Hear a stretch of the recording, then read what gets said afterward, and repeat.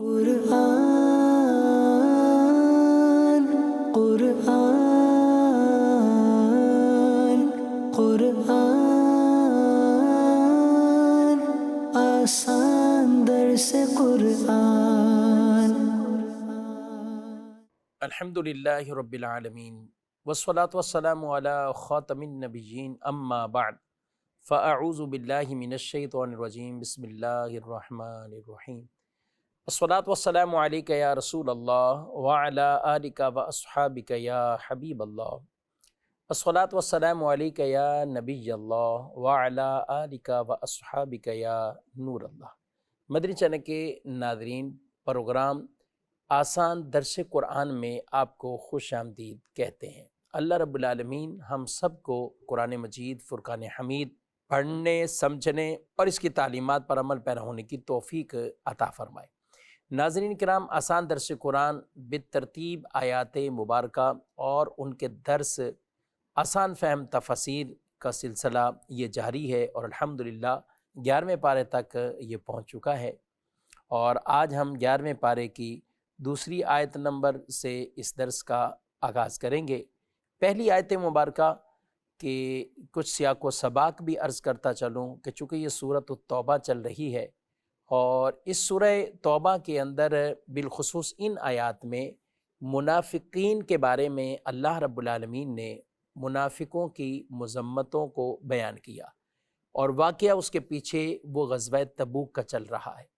غزوہ تبوک انتہائی ایک شدت کے وقت، اور جس وقت قحط سالی ہے اور جس وقت گرمی بھی ہے اور اسباب کی بھی کمی ہے، تو ایک بہت آزمائش والی وہ کیفیات تھیں، اور اس میں یہ واقعہ ہوا اور کئی منافق وہ پیچھے رہ گئے۔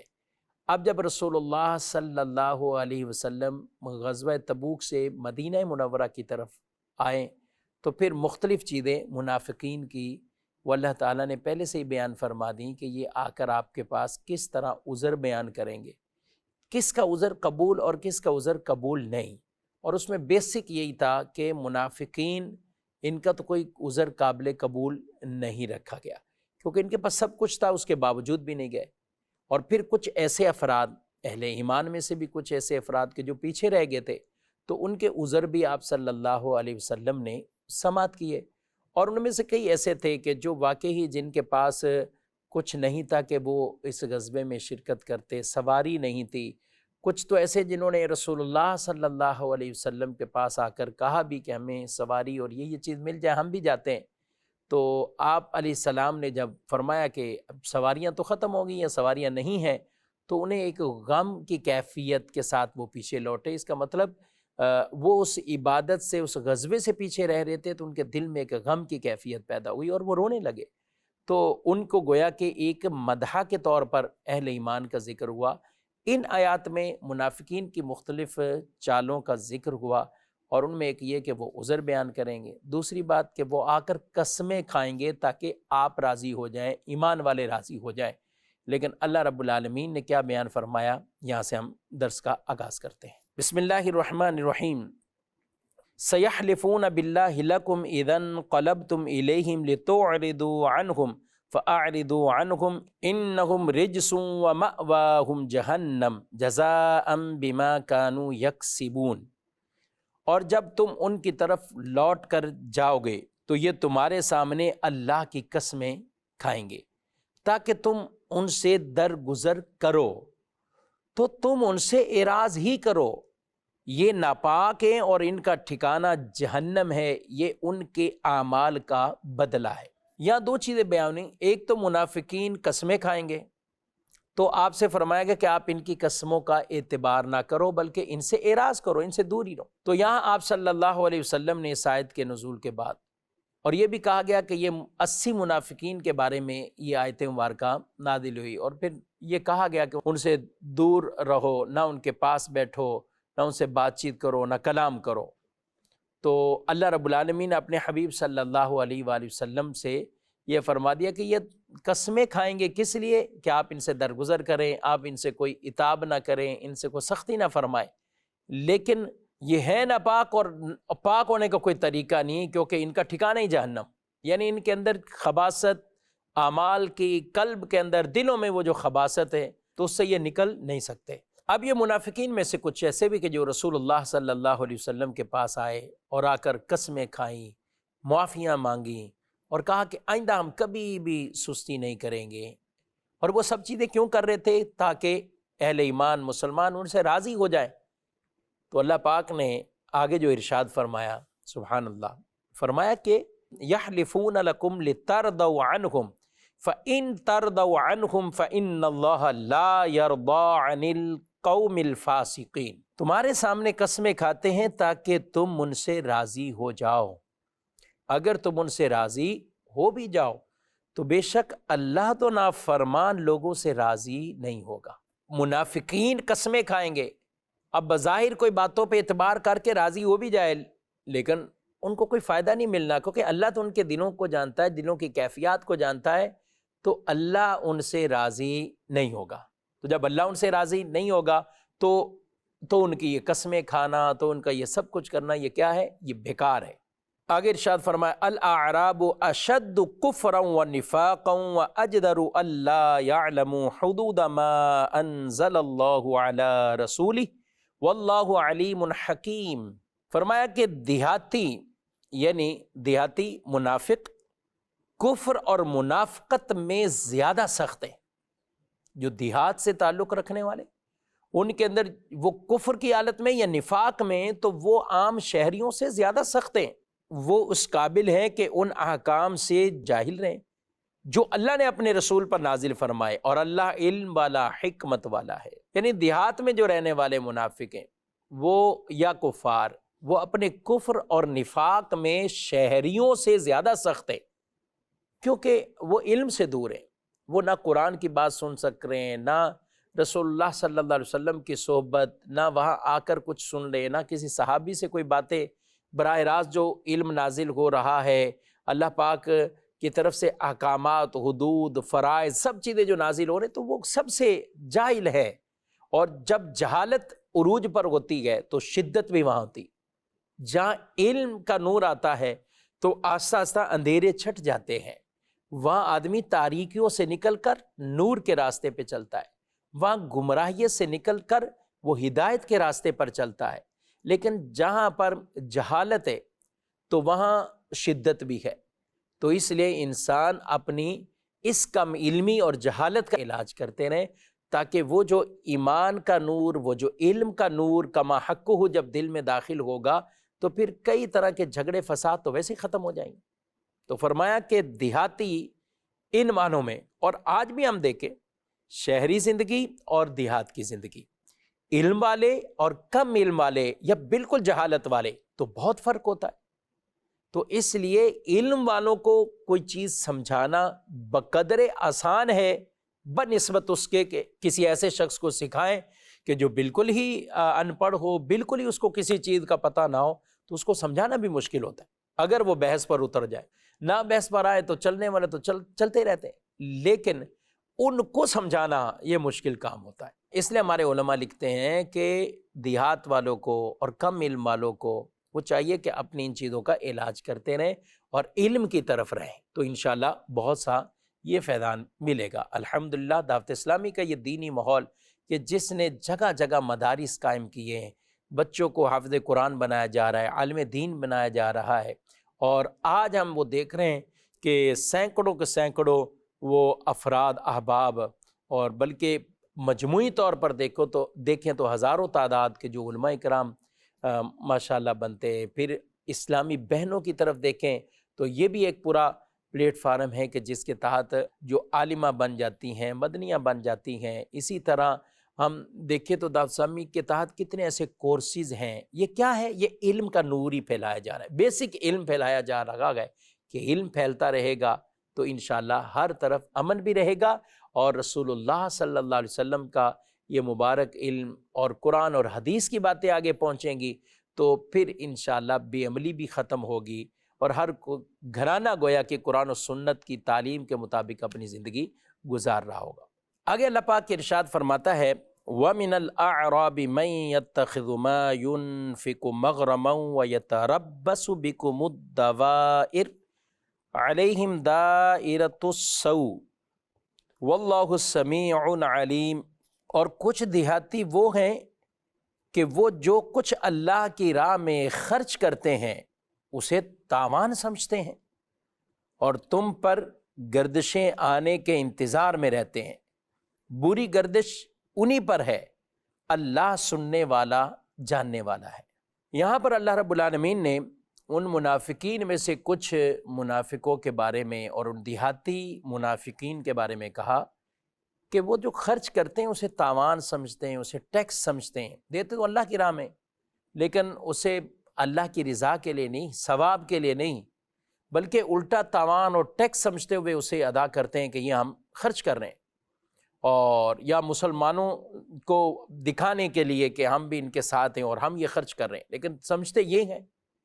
اور پھر دوسری، مسلمانوں کے بارے میں بدخواہ ہیں، برے خیالات رکھتے ہیں کہ ان پہ کوئی مصیبت آ جائے، ان کے اوپر کوئی معاملات آ جائے تو مسلمانوں کو تکلیف میں دیکھنا گویا کہ ان کو بھاتا ہے، ان کو خوشی ملتی کہ مسلمان تکلیف میں، اور اللہ رب العالمین نے اسے بیان فرمایا۔ یعنی پتہ چلا کہ منافقوں کی دو علامتیں، ایک تو یہ ہے کہ خرچ نہیں کرنا، خرچ کرتے ہیں تو اسے ٹیکس اور مجبوراً وہ خرچ کرنا اور تاوان سمجھنا، اور مسلمانوں کے بارے میں یہ کہ ان کو تکلیفیں آئیں، ان پر کوئی گردشیں ایسی آ جائیں، تو رب تعالیٰ نے یہاں بیان کر دیا کہ گردشیں تو پھر انہی پہ آنے والی ہیں۔ اچھا، کچھ پھر آگے جو اہل ایمان ہیں دیہاتیوں میں سے، گاؤں والوں میں سے جو اہل ایمان تھے، اللہ نے ان کا ذکر کیا، وَمِنَ الْأَعْرَابِ مَن يُؤْمِنُ بِاللَّهِ وَالْيَوْمِ الْآخِرِ وَيَتَّخِذُ مَا يُنْفِقُ قُرُبَاتٍ عِنْدَ اللَّهِ وَصَلَوَاتِ الرَّسُولِ أَلَا إِنَّهَا قُرْبَةٌ لَهُمْ سَيُدْخِلُهُمُ اللَّهُ فِي رَحْمَتِهِ إِنَّ اللَّهَ غَفُورٌ رَحِيمٌ۔ اور کچھ گاؤں والے وہ ہیں جو اللہ اور قیامت پر ایمان رکھتے ہیں اور جو خرچ کرتے ہیں اسے اللہ کے ہاں نزدیکیوں یعنی قرب اور رسول کی دعاؤں کا ذریعہ سمجھتے ہیں۔ سن لو، بے شک وہ ان کے لیے اللہ کے قرب کا ذریعہ ہے، ان قریب اللہ انہیں اپنی رحمت میں داخل فرمائے گا، بے شک اللہ بخشنے والا مہربان ہے۔ سبحان اللہ، کتنی پیاری آیت مبارکہ، کتنی پیاری نیتیں، اہل ایمان کو کس طرح اللہ رب العالمین نے یہ ارشاد فرمایا ہے۔ اللہ اکبر۔ دیہات اور گاؤں والوں میں سے کچھ ایسے ہیں خرچ بھی کرتے ہیں تو انہیں حضور اسلام کی دعاؤں کا ثمر کہتے ہیں کہ ان کی دعائیں ہیں اور ہم یہ خرچ کر رہے ہیں، اور پھر یہ خرچ کرنا ہمیں اللہ کا قرب عطا کرے گا، اور اللہ کا قرب انہیں ملا، اور اللہ فرمایا ان قریب اللہ انہیں اپنی رحمت میں لے لے گا۔ سبحان اللہ، رحمت میں داخل کر دے گا۔ ناظرین، یہ اوصاف آدمی کے اندر ہونے چاہیے، خرچ بھی کرے، اللہ کی رضا کے لیے کرے، اور اب تعالیٰ کا قرب وہ ملے، اور رسول اللہ صلی اللہ علیہ وسلم کی نظر عنایت، یہ مقاصد ہو۔ سبحان اللہ۔ اب ناظرین اکرام، اس سے پہلے آیت مبارکہ میں منافقین کے خرچ کو ذکر کیا کہ وہ ٹیکس اور تاوان سمجھتے، اور اس میں کہ اہل ایمان جو ہیں تو وہ انہیں تو حضور اسلام کی دعاؤں کا ذریعہ سمجھتے ہیں کہ وہاں سے دعائیں بھی ملیں گی اور اللہ رب العالمین کا قرب نصیب ہوگا۔ چند اس کے تحت آیات مبارکہ میں نکات مفسرین نے بیان کیے ہیں۔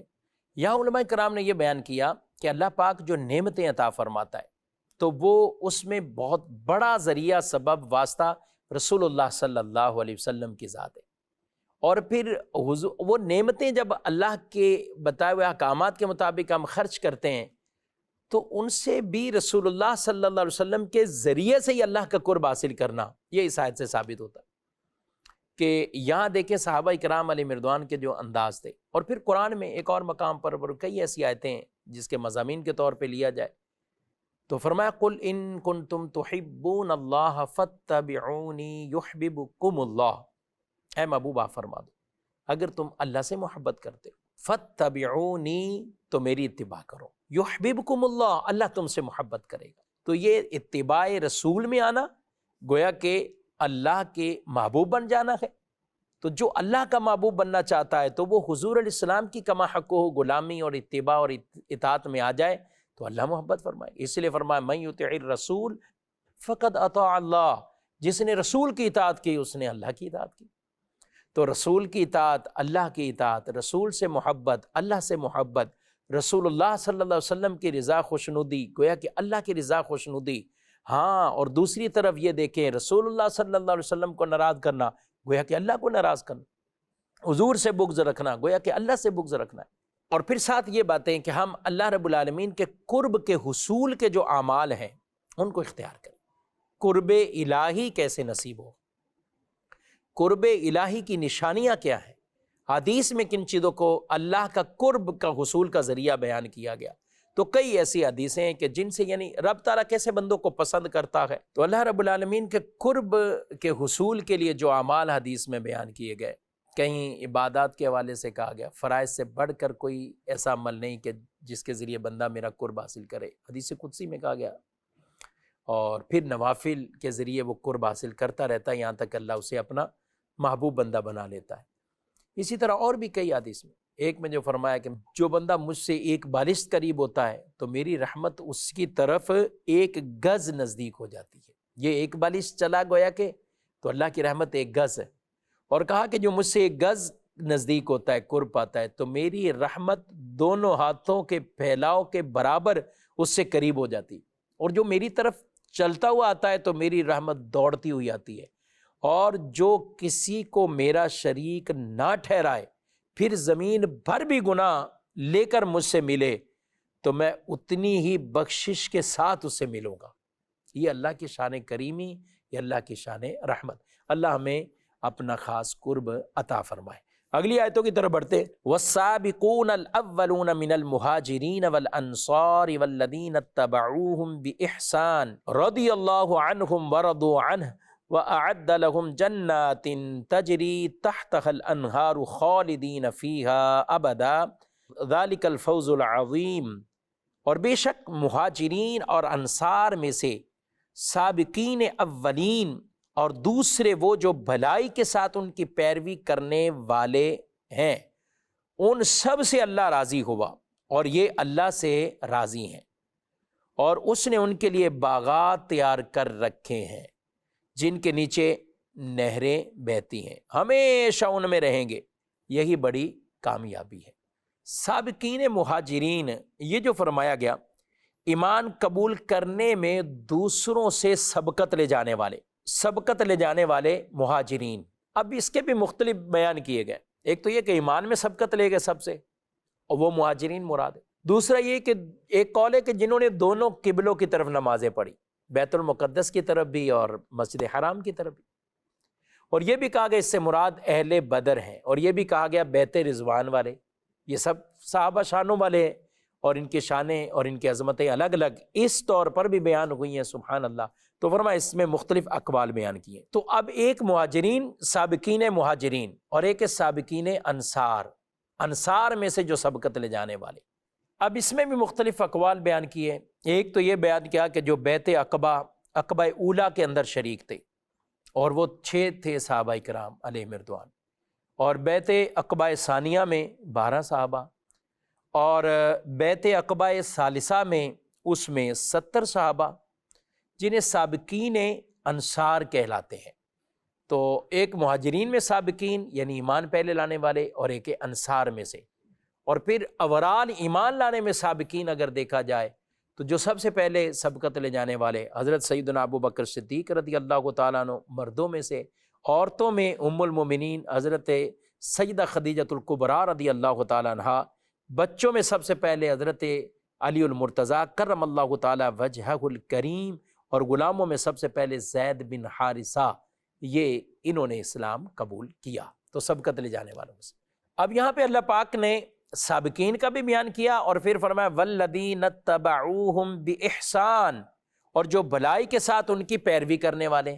اب ایک قول تو یہ کہ اس میں تمام صحابہ داخل ہو گئے، اس سے مراد تمام صحابہ کہ پہلے وہ سابقین ایمان لائے اور پیچھے یہ سب آئے. اور دوسرا یہ کہ والذین اتبعوہم باحسان، یہ بھلائی میں ان کی پیروی کرنے والے. تو تا صبح قیامت جتنے ایمان والے آتے جائیں گے یہ سب اسی میں شامل ہیں جو ایمان والے. یہاں ایک بات تو ہے کہ اللہ ان سے راضی ہوا، رضی اللہ عنہم ورضوا عنہ. اللہ ان سے راضی، یہ اللہ سے راضی. کون؟ یہ جو ایمان لانے والے اور پھر جو ان کی پیروی کرنے والے. ناظرین کرام، اس زاویے سے دیکھیں صحابہ کرام علیہ مردوان کی عظمت خود قرآن بیان فرما رہا ہے، اور یہ سارے صحابہ قطعی جنتی ہیں، عادل ہیں۔ کوئی بھی معاذ اللہ حضور علیہ السلام کے کسی بھی صحابی کو طعن و تشنیع بنائے تو یہ قرآن اور حدیث میں گویا کہ اس کے بارے میں مذمتیں ہیں۔ اللہ تو ان کی شانوں کو بیان کر رہا ہے اور ہمیں ان کی شانوں کو ہی بیان کرنا ہے۔ رسول اللہ صلی اللہ علیہ وسلم کی حدیث بیان کر رہی ہے، اللہ اللہ فی اصحابی، میرے صحابہ کے بارے میں اللہ سے ڈرو، میرے صحابہ کے بارے میں اللہ سے ڈرو۔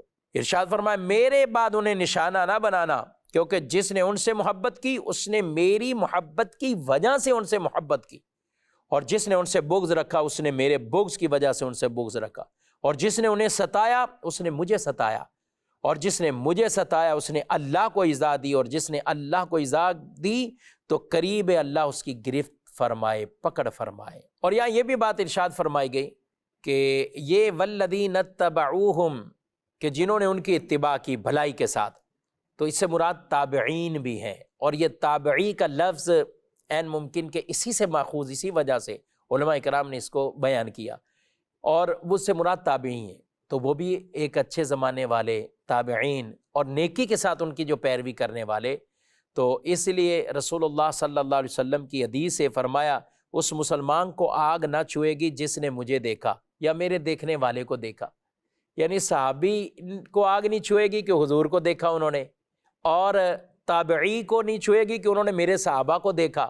تو صحابی اس شخص کو جو ایمان کے ساتھ جنہوں نے رسول اللہ صلی اللہ علیہ وسلم کی زیارت کی یا حضور کی صحبت میں بیٹھے اور اسی پر خاتمہ ہو، اور تابعی بھی ان کو جن کو ایمان کے ساتھ انہوں نے صحابہ کی زیارت کی اور ان کی صحبت میں بیٹھے اور اسی پر ہی ان کا خاتمہ ہو، تو وہ تابعین کہلاتے ہیں۔ اور رسول اللہ صلی اللہ علیہ وسلم کی ایک اور حدیث ہے، فرمایا بہترین لوگ میرے زمانے کے ہیں، پھر جو ان سے قریب ہیں، پھر جو ان سے قریب ہیں۔ تو خیر القرون قرنی ثم الذین یلونہم ثم الذین یلونہم، پھر جو ان سے ملے، پھر جو ان سے ملے، اور تشریح اس کی یہی ہے والذین اتبعوہم باحسان، بھلائی کے ساتھ ان کی پیروی کرتے رہے، بھلائی کے ساتھ ان کی پیروی کرتے رہے۔ یاد رکھیں کہ اللہ کے نبی صلی اللہ علیہ وسلم کے جو صحابہ ہیں ان کو خود اللہ تعالیٰ نے انتخاب فرمایا، اور ان کے لیے یہ انعام بھی فرمایا ہے وَكُلًّا وَعَدَ اللَّهُ الْحُسْنَى، اللہ نے ان سے بھلائی کا وعدہ کر لیا، اور یہاں حسنہ سے مراد جنت ہے، اللہ نے ان سے جنت کا وعدہ کیا ہے۔ آج مسلمانوں کو ان سے محبت اور پیار کرنے کا اور ادب اور تعظیم کے ساتھ ان کا ذکر خیر کرنے کا حکم ہے۔ حضور علیہ السلام کے صحابہ اور حضور علیہ السلام کی اہل بیت اطہار رضی اللہ تعالیٰ عنہم اجمعین، یہ سب کے ساتھ ہمارا ایک محبت کا، تعظیم کا یہ رشتہ ہے، تعلق ہے۔ اللہ ہم اس سب کو اس پر استقامت عطا فرمائے۔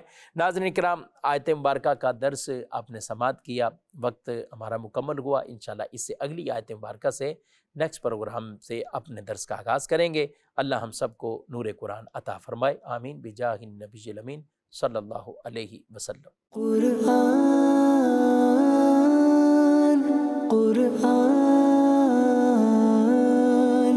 قرآن آسان درس قرآن